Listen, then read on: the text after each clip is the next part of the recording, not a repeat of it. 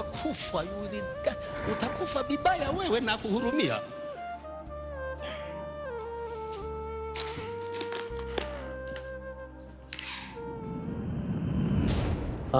Kumbe unasoma. Nasoma mstari? Nasoma hapa, niko Samueli mstari wa 18. Okay, ni hadithi nzuri. Unajua wewe ni kiongozi mkubwa sana pale kanisani. Na hapa najaribu kuweka somo vizuri kichwani, kwa sababu unajua naenda kwenye ibada leo. Kwa hiyo mimi ndo pale naenda kusoma somo. Kwa hiyo najitahidi ili niweze kukariri vizuri. Nikifika pale, unajua tena ukifika mbele za watu wengi unapopata una kitete mume wangu. Kwa hiyo najitahidi ni akariri ili nikifika pale ninyooshe vizuri. Ni kweli kabisa. So unajua mke wangu, wanasema ukishika wembe unavyojikatia kucha, inabidi uwe makini sana na uwembe usikukate. Vitabu kuna mstari wangapi unasema hivyo? Mimi nasoma Biblia. Najua.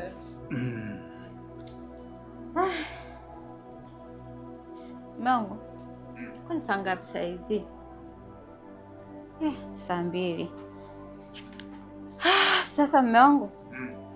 Unajua leo kuna ibada wacha mimi nikajiandae niondoke niende ibadani. Kwa nitarudi kwenye mida ya saa 6 nadhani. Bado nitakuwa tayari.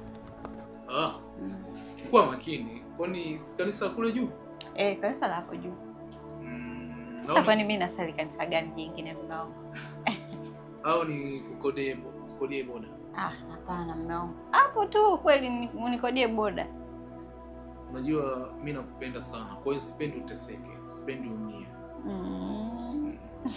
Kwa makini mke wangu. Unajua nini? Siku zote wanasema mwanamke mjinga huivunja ndoa yake kwa mikono yake mwenyewe. Kwa nini unasema hivyo? Si aliimba Linux. Unajua Linux? Si wimbo tu aliimba. Ndio maana nasema uwe makini. Kisije kimtu kasema baby mpenzi, mimi nakutuza, unaona ulivyo. Kwa makini mke wangu. Usijali mume wangu. Niko makini. Basi ngoja mimi nikajiandae, sawa? Sawa. Haya. Baadaye.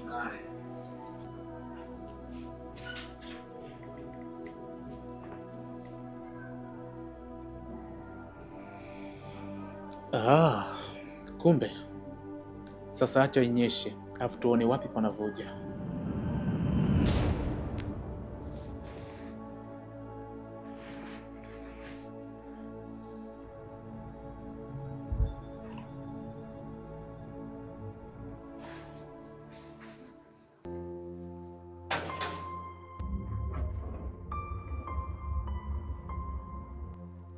Welizo uko wapi?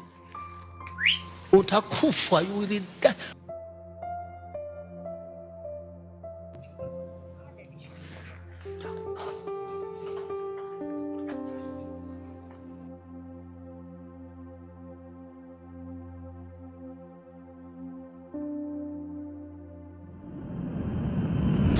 Mungu niwache sasa.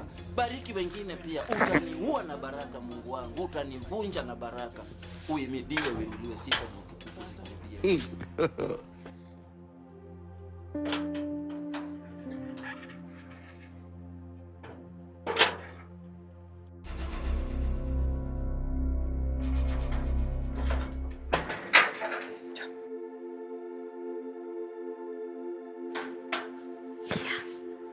Ingia.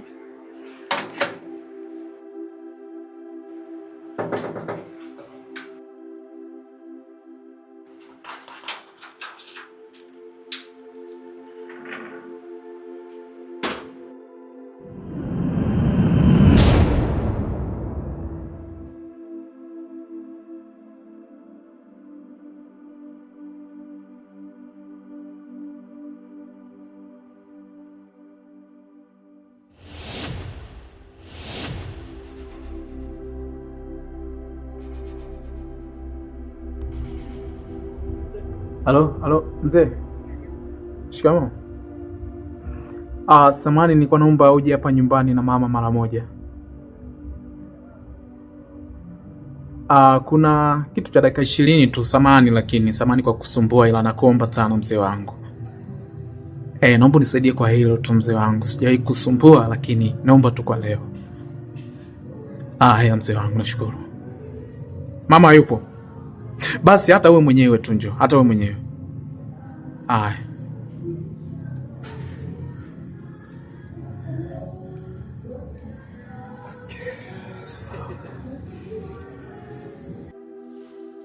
Mpenzi.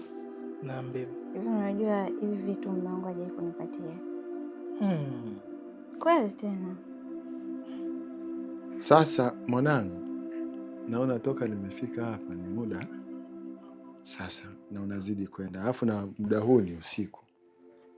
Sielewi ni jambo gani ambalo leo kufanya mpaka usiku huu kuja kuniita mimi niweze kufika nyumbani kwako hapa.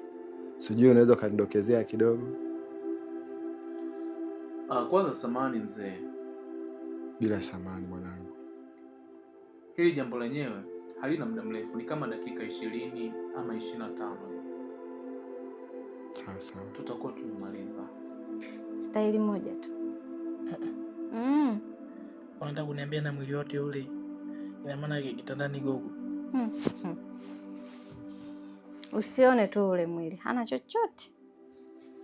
Sasa mimi mwenzio, kipindi nilikuwa nawajua wanaume ambao wanapiga gym labda wana miili mikubwa, najua kitandani ni nginja, mbe kazi bure. Kazi bure, yaani hawana chochote. Kama ni muda huo, kwani tusilifanye kesho sasa hili jambo? Hapana. Wanasema ya leo ni leo, asemaye kesho ni mwongo. Wanasema supu ya umbwa inabidi inywe ikiwa ya moto. Yaani mpenzi wangu, yaani ukijaga wewe na enjoy sana. Akika mchezo nimekapenda ujue. Shauri yako. Siku ukija kukamatwa mimi simo. Unamwona yule alivyo na mibavu? Atakufinyanga na hivi anavyonipenda. Atakutupilia huko. Kwani basi mimi namuogopa? Au muogopi? Ni vile tu. Nikamwite. Ikiwa ya baridi hautoiweza. Sawa, nimekuelewa mwanangu. Muoge kama nini? Sasa unajua tena wewe, yaani unajua nini? Yaani mimi natamani ningekujua kabla hata hujaolewa ili niweze kufunga ndoa na wewe. Mungu ana makusudio yake. Pengine hata tungekutana kabla sijaolewa hata usingenioa. Kweli tena. Kweli. Okay, niko tucheze basi.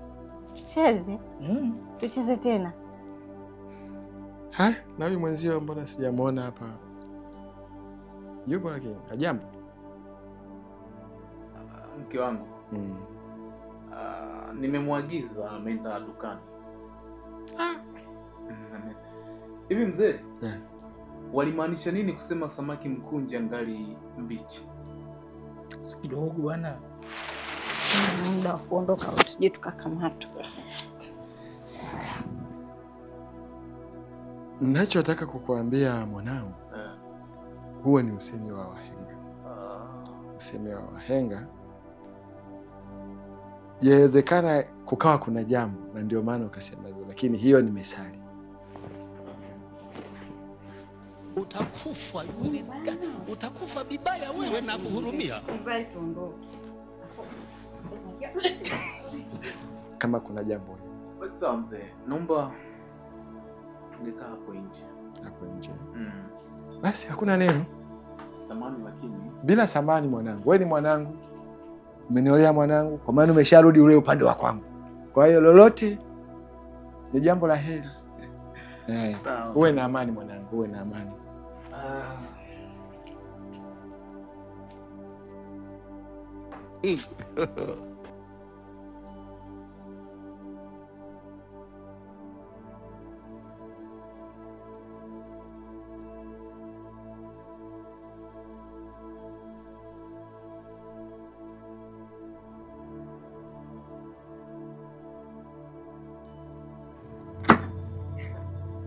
Mzee.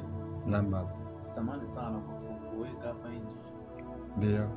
Lakini naomba uvumilie tu kama dakika 20 kama dakika 15 kwa sababu kuna jambo linakuja. Linakuja kutoka wapi Jordan? Wewe subiri tu hapa.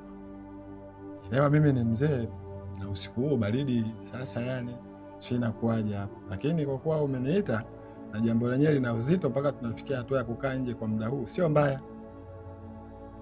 Na ndio maana nimetanguliza samahani. Haina neno mwanangu, niko pamoja nawe.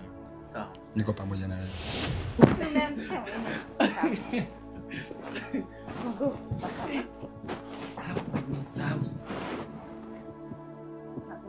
Sikia basi.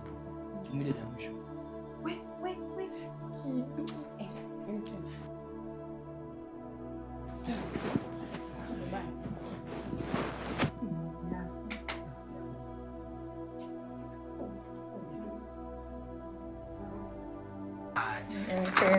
Unajua nini wewe?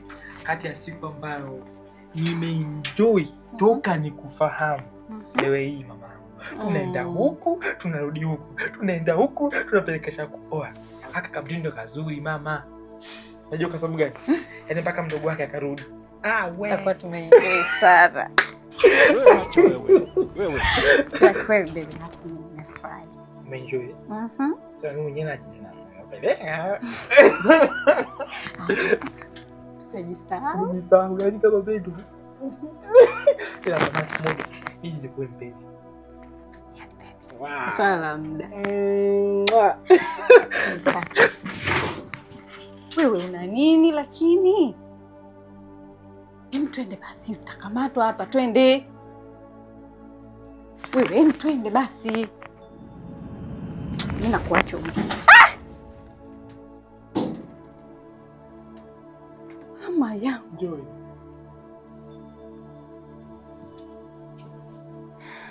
Mangu.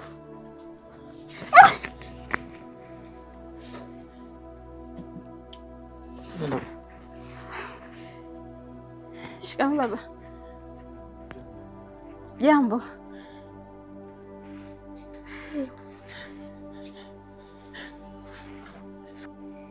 Mzee,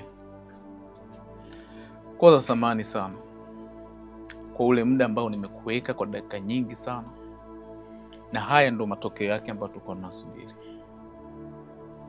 Mzee, huyu ni binti yako kama unavyomwona, na huyu kijana mimi sijui anatokea wapi. Nadhani katika kumbukumbu yangu sidhani kama nadaiwa hata shilingi kwenye mali mlizonitajia kwa ajili ya huyu binti. Nilijitahidi hivyo, ila cha ajabu mzee, hiki anachonifanyia huyu binti yako, maumivu ambayo anayapata mzee,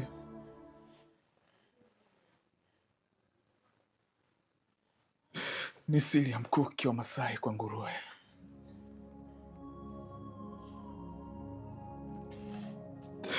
Ameniaga naenda kanisani, lakini katika kumfuatilia nikamwona anaingia kwenye hiki chumba. Hiki chumba ni cha ndugu yangu ambaye ni mdogo wangu mimi. Yupo safarini, sijajua funguo alichukua saa ngapi, hicho sielewi mzee. Nashangazwa sana na tabia ya binti yako mzee. Ndio maana nilikupigia simu na nikasema uje na mama. Kwa bahati mbaya ukasema mama hayupo. Mzee, kuanzia leo wanasema mwanamke mjinga huivunja ndoa yake kwa mikono yake mwenyewe. Mungu naomba tuongee yaishe. Mzee, mwanao kazalao mbo chao kwa msala upitao. Kwa hiyo leo ondoka tu na binti yako mzee. Samahani sana, naomba unisamehe sana kama nakukosea mzee wangu, lakini mimi siwezi tena kuendelea naye. Nilikupenda sana Winnie.